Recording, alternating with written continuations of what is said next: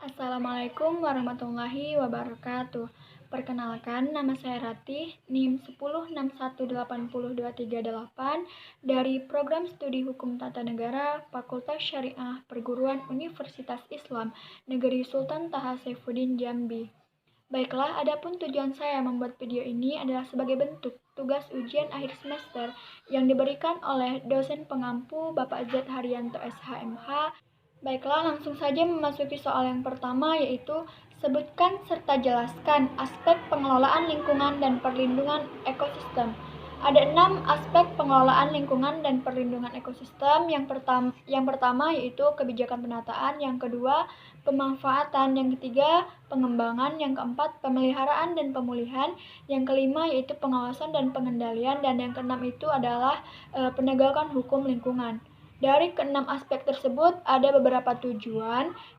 Yang pertama yaitu melindungi wilayah negara Republik Indonesia dari pencemaran dan atau kerusakan lingkungan hidup. Yang kedua yaitu menjamin keselamatan, kesehatan, dan kehidupan manusia. Yang ketiga yaitu menjamin kelangsungan kehidupan makhluk hidup dan kelestarian ekosistem. Yang keempat, menjaga kelestarian fungsi lingkungan hidup. Yang kelima yaitu mencapai keserasian, keselarasan, dan keseimbangan lingkungan hidup. Yang keenam yaitu menjamin terpenuhinya keadilan generasi masa kini dan generasi masa depan. Yang ketujuh yaitu menjamin pemenuhan dan perlindungan hak atas lingkungan hidup sebagai bagian dari hak asasi manusia. Yang kedelapan, mengendalikan pemanfaatan sumber daya alam secara bijaksana. Yang kesembilan yaitu mewujudkan pembangunan berkelanjutan. Dan yang kesepuluh yaitu mengantisipasi isu lingkungan global. Dalam upaya mencapai tujuan perlindungan dan pengelolaan lingkungan hidup, maka pemerintah menggunakan beberapa instrumen pencegahan pencemaran dan atau kerusakan lingkungan hidup. Yang pertama itu ada KLHS, yang kedua ada AMDAL, yang ketiga ada UKL, UPL, dan yang keempat itu ada perizinan. Mungkin hanya itu untuk jawaban dari soal yang pertama, dan selanjutnya ke pertanyaan yang kedua. Pertanyaan yang kedua yaitu saksikan video yang telah diberikan. Setelah menyimak konten di atas, analisalah dengan menjelaskan baik dalam perspektif pengelolaan lingkungan hidup maupun dalam konteks penegakan hukumnya, serta berikan solusi menurut saudara. Dan khusus untuk pertanyaan yang kedua ini, itu harus menyertakan fakta dan bukti otentik yang bisa menjelaskan dan menerangkan bahwa benar telah terjadi kasus tersebut. Baiklah, saya akan mencoba menjawab beberapa pertanyaan dari soal yang kedua ini, yaitu yang pertama dalam perspektif pengelolaan lingkungan hidup. Itu ada 7P. Yang pertama, pemanfaatan, penataan, pengawasan, pemeliharaan, pemulihan, pengendalian, dan pengembangan. Dari segi pemanfaatan, sampah plastik bisa dijadikan suatu kerajinan tangan atau bisa didaur ulang. Contohnya saja, sampah plastik tersebut bisa dijadikan tong sampah, karangan bunga, dan yang lainnya.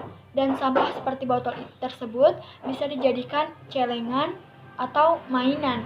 Dan kalau lebih jelas lagi, itu bisa dilihat di Google, sampah plastik itu bisa didaur ulang seperti apa.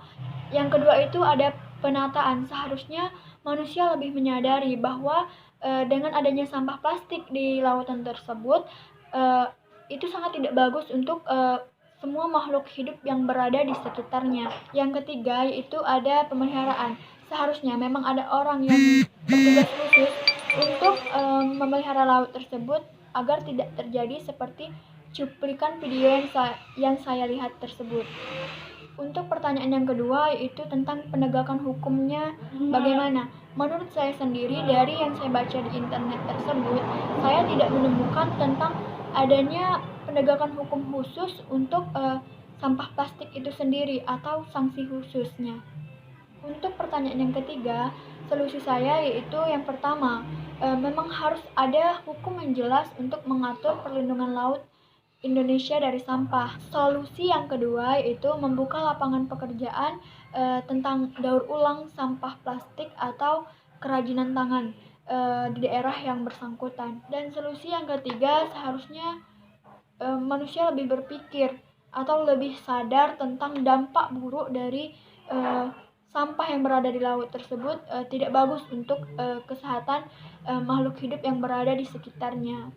Untuk pertanyaan yang keempat dari soal yang kedua tersebut, menurut saya itu benar telah terjadi karena pada video tersebut sudah ada tulisan tempat dan pada tahun berapa, dan juga pada cuplikan video tersebut juga disebutkan tempat terjadinya. Baiklah, langsung saja memasuki pertanyaan yang ketiga, yaitu berikan contoh permasalahan atau kasus lingkungan hidup yang terjadi di sekitar tempat tinggal saudara.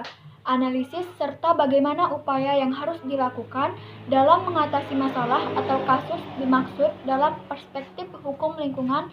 Uraikan dan jelaskan. Baiklah, saya akan menjawab pertanyaan yang ketiga, di mana kasus yang terjadi di sekitar saya yaitu kasus yang terjadi di dunia sekarang, yaitu kasus COVID-19.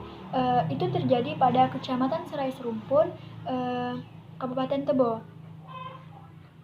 Pada waktu itu, upaya pemerintah yang dilakukannya adalah setelah pasien COVID-19 dijemput oleh pihak rumah sakit, besok paginya langsung dilakukan penyemprotan cairan disinfektan, dan juga pemerintah memberikan bantuan kepada masyarakat sekitar kecamatan tersebut.